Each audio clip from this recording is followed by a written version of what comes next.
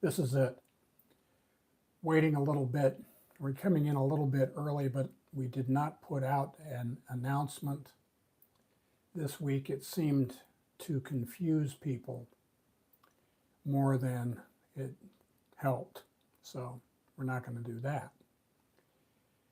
If ever you miss one of these, it'll be available online for as long as the grass grows, I hear. Of course, that's what they told Chief Seattle too. So in any case, we welcome everybody who is here, and I'm kind of killing this first minute so we can give our usual folks an opportunity to log on and see what's going on. And let's start. Good evening,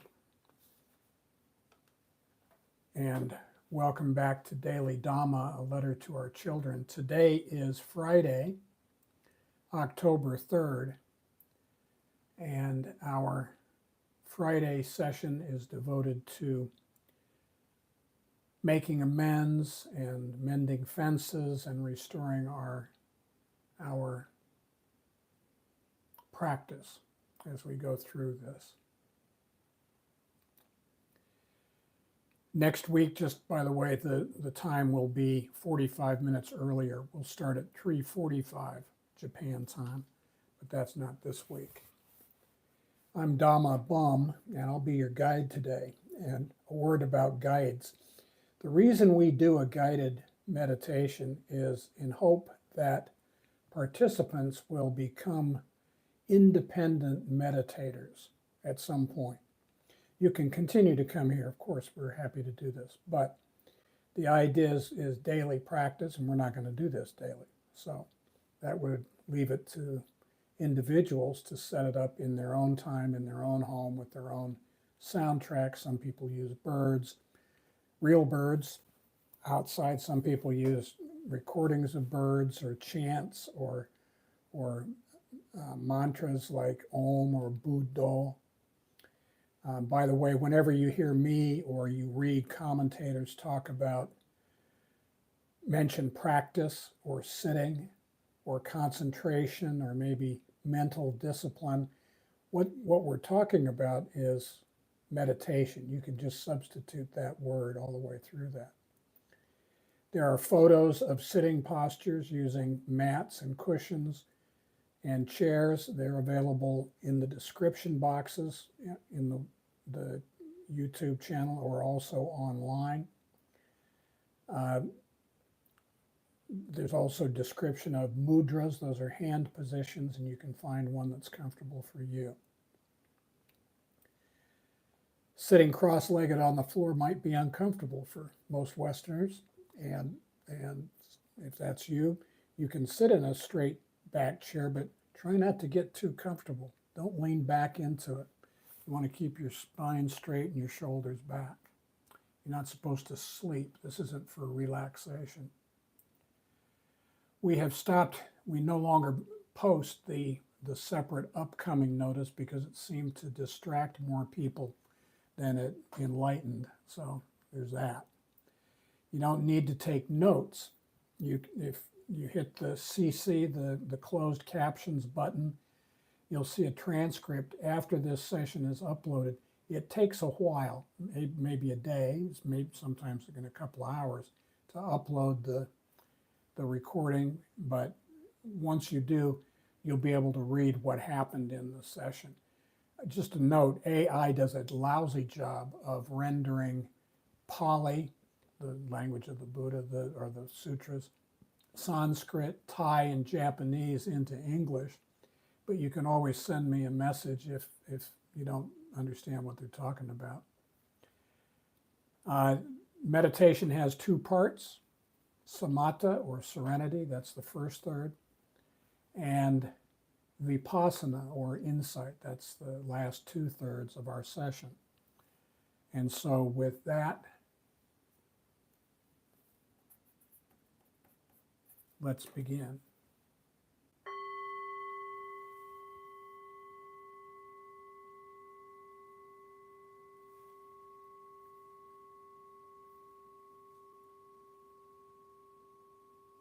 Find yourself in a quiet spot.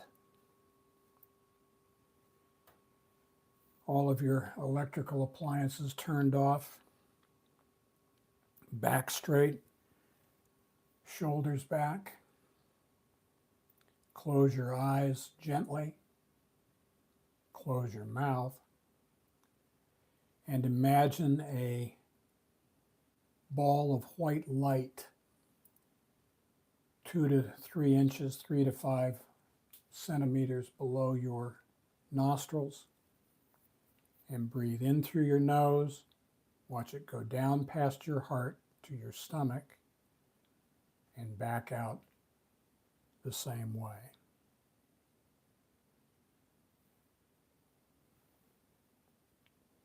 Breathe in through the nose. Watch it go down past your heart to your stomach and breathe out the same way. As we continue, focus your attention on the light and your breath. When outside thoughts intrude, gently brush them aside, thinking, no, it's not my business. I'm focused on my breath. As you breathe in through the nose, watch it go down past your heart to your stomach and back out the same way. The purpose of meditation is to calm the mind and tame the heart. We don't meditate to get things. We meditate to let things go. If you let go a little, you'll get a little serenity. If you let go a lot, you'll get a lot of serenity. And if you let go completely, that is, if you accept life on life's terms, you will get complete serenity.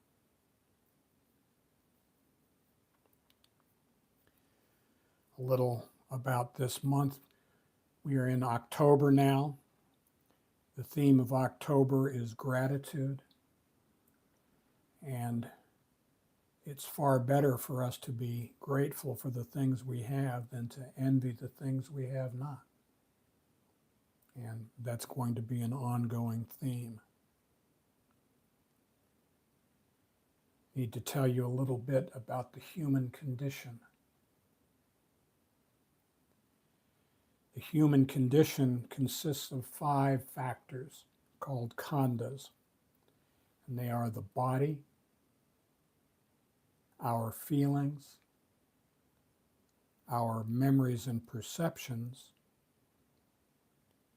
our thoughts, and our consciousness. They are all impermanent, unsatisfactory, and not the self. We are taught that they are like a lump of molten lead, too hot to touch on the top, cannot touch on the sides or the bottom. There's no place we can touch the khandhas without burning ourselves badly. We must let them be. So we just let them go.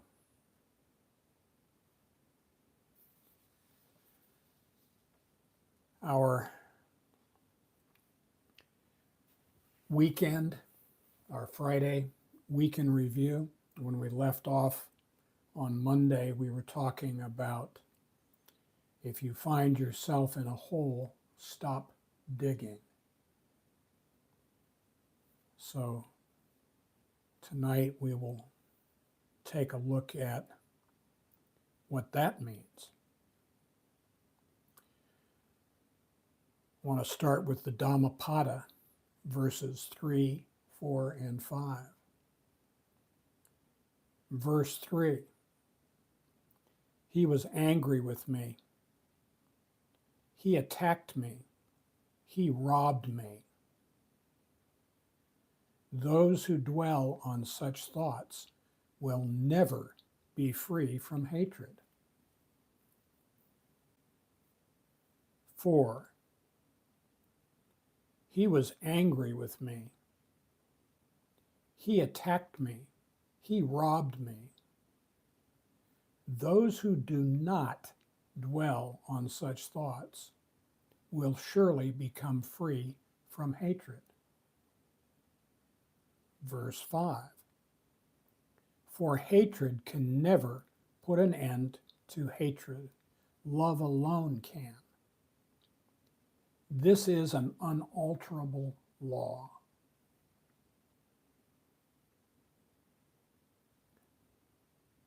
So what the Dhammapada is saying is that our thoughts, the things upon which we dwell, shape our delusions, our preoccupations, our moods.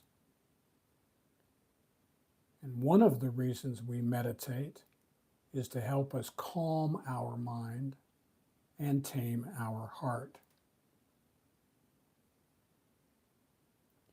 I want you to do a thought experiment with me.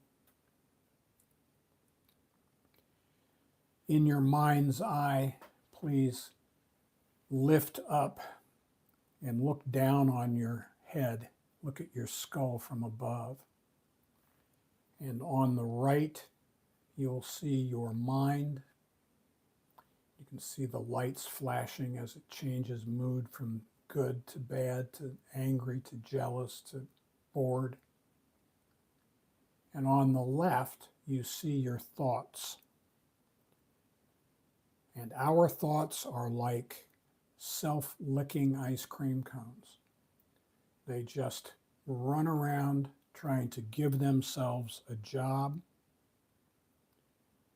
They're sucking up to our mind. If the mind is in a good mood, they try to make it giddy. If we're in a bad mood, they make us more depressed than we were.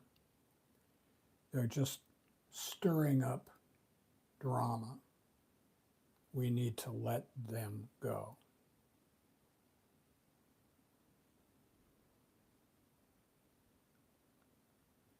Buddhism is founded on the Four Noble Truths. The Four Noble Truths are, there is suffering. The second is, suffering is caused by attachment. The third is, suffering ceases with non-attachment. And the fourth noble truth is, non-attachment is the goal of the Eightfold Path. The Eightfold Path has 3 subsidiary streams within it. Tonight, let's start with sila, or ethical conduct. Ethical conduct is important because if we are not acting ethically, if we are living a double life, it's impossible for us to sit in meditation. So ethical conduct stream begins with right speech. Say what you mean what you say, and don't say it mean. Right action, do the next right thing. Try as we might, we cannot kill our conscience. We know in our heart of hearts right from wrong. And the last part of ethical conduct is right livelihood. We do not make a living by abusing the divine spark within another person. So we don't sell dope, we don't sell women and children, we don't sell poison, a lot of things that we don't do.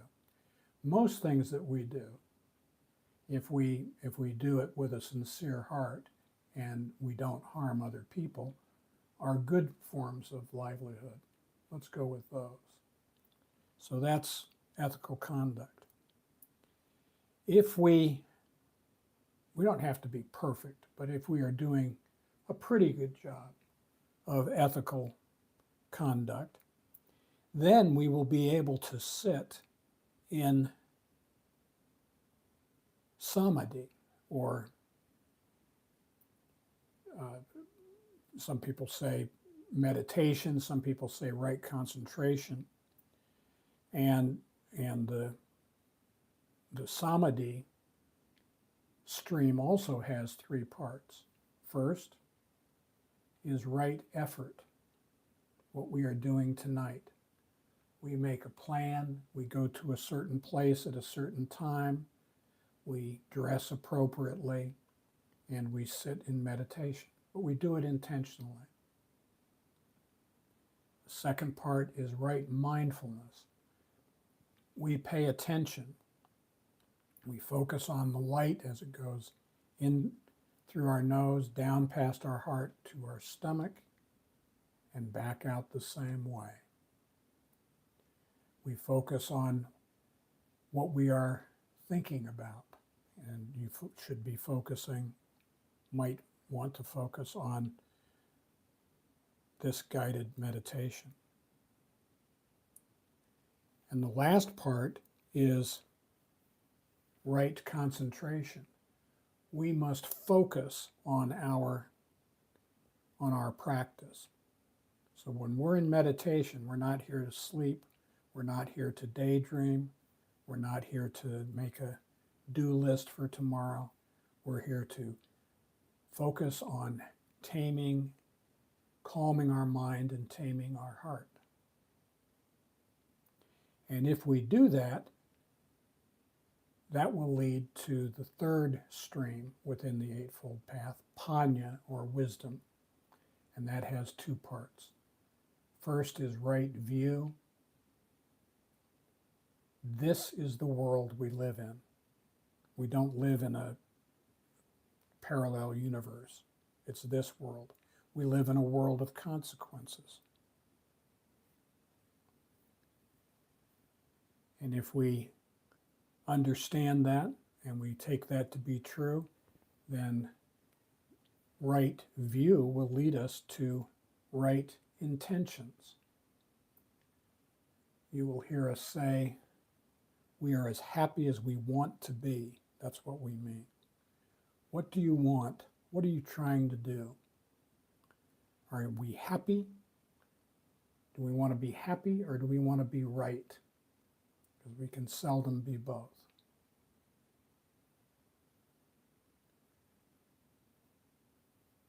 So that's the Eightfold Path. Now, as we move into vipassana, or insight, the last 2/3 of our meditation, now you can allow thoughts to arise if you can examine them with cool eyes, calmly. If you have an emotional reaction, if you become excited or depressed or angry or any other kind of emotion, you let those emotions go and you go back to following your breath as you breathe in through your nose. Watch the light go down past your heart to your stomach and back out the same way. As a meditator, we have 3 duties. First is mindfulness. We have to pay attention.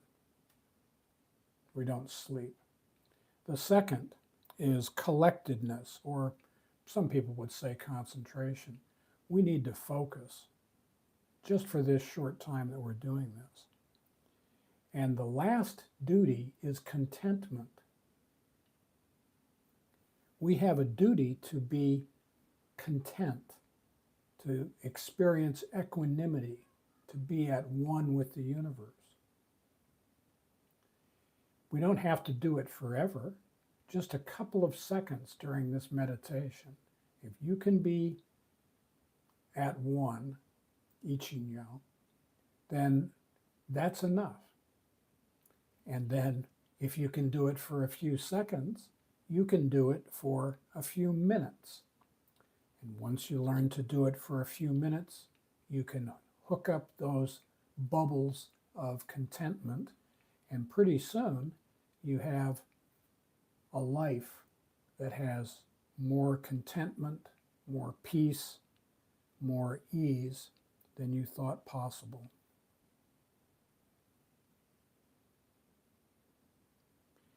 Now, this weekend, we're looking back on what happened this last week. Maybe we didn't handle things the way we wanted to. That often happens. Here's some questions that you can use to unpack what happened this week. Consider these. Number one, when I'm thinking of my dysfunctional relationships, am I minimizing my part and exaggerating their part?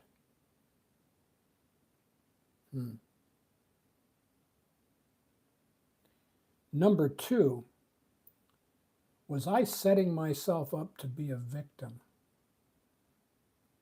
For example, if I left a user overnight in my house with a television and I come home and the television's gone, what did I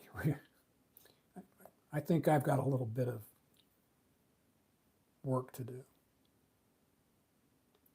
Number three, was I expecting someone to be something different than they are? This is also a common mistake around this house, for me anyway, not Mrs. Dhamma, but for me. And finally, was I expecting perfection? In this world, in this life, I'm expecting perfection? Expectations are resentments under construction. I need to not do that.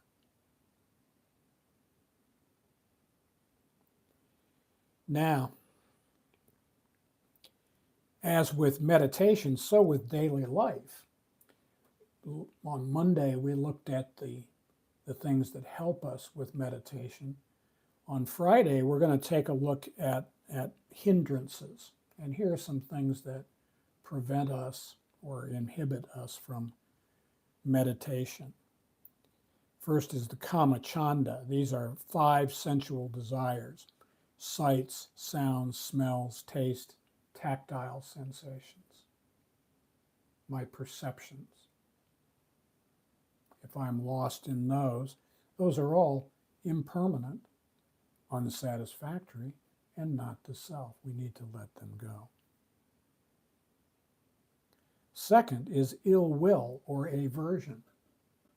If I'm focused on avoiding Betty or Bob, it's going to interfere with my ability to meditate. Third is sleepiness. As we've mentioned not above a dozen times tonight, we're not here to sleep, we're here to study our mind. Fourth is restlessness.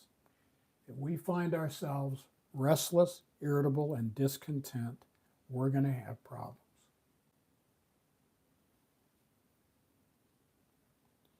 And last is worry. And that's the thing between doubt and faith.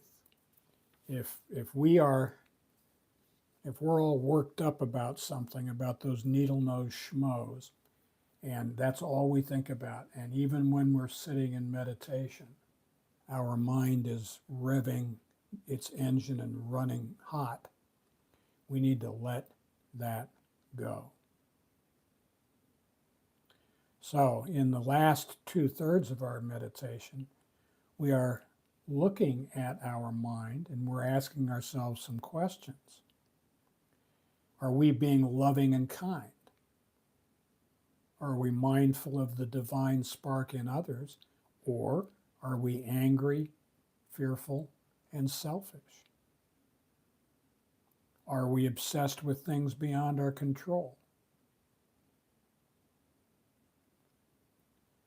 Now, when we look at our mind, we might think, this is the mind thinking of an outcome that makes me look good, bad, ridiculous. Let it go. Don't think about outcomes. We might think the mind is projecting fear, blaming others. The mind is in a good, bad, angry, self-pitying mood. Moods are also impermanent, unsatisfactory, and not the self. We need to let them go. In these dark times, busy times, troubled times, we might think the mind is inciting me to find fault in my family, my workplace, my community, my nation. Why am I criticizing these people? Pick a little, talk a little. Why am I finding fault? Is it valid? Or is that just my mind spinning me up? Good question.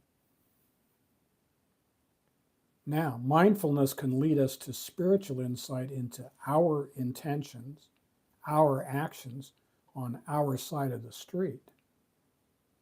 But it doesn't give us a license to judge or criticize other people. So we want to practice charity. That's not giving alms to the poor. Charity is giving the other person the benefit of the doubt. We should be slow to judge. Let's look at Dhammapada 252 and 253. 252. It's easy to see the faults of others, but hard to see one's own. 253. If one focuses on others' faults and constantly takes offense, one's own toxins flourish, and one is far from their destruction.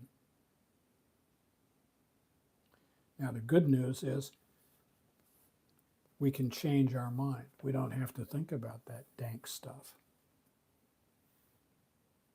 We can do something different, and it will make us feel better, and it will make other people feel better too. Remember, our business is just our business. It's not somebody else's. So this weekend, as you contemplate the past week, if you find yourself feeling restless, irritable, or discontent, take a breath, step into another room. Bathrooms are great for this because people won't bug you.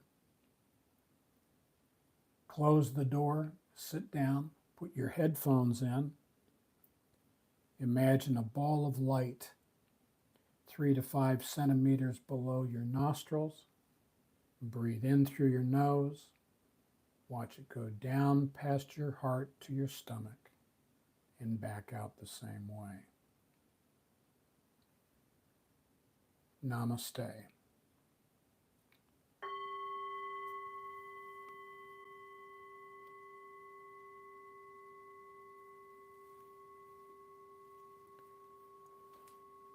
Okay. Thank you very much. Please check the notices. The Australian time zones change, not for the reasonable Australians, but for the other ones, the ones that use daylight savings time. And so we're going to have to do this 45 minutes earlier. We will start at 3:45 p.m. Japan time on Friday. Our meetings on Monday are not going to change. They'll be at the same time, but please check the notices and I'll send those out. And thank you for coming, and we will see you again next week. And don't hesitate to send us notes if there's something that is not working with this. The problem that one of the problems we have is that we cannot see what you people see. So if you notice something, like if I've got, well, no, let's not go there. If you notice something, please let us know, and we'd be happy to try to change it. Thank you very much. Namaste. Have a great weekend.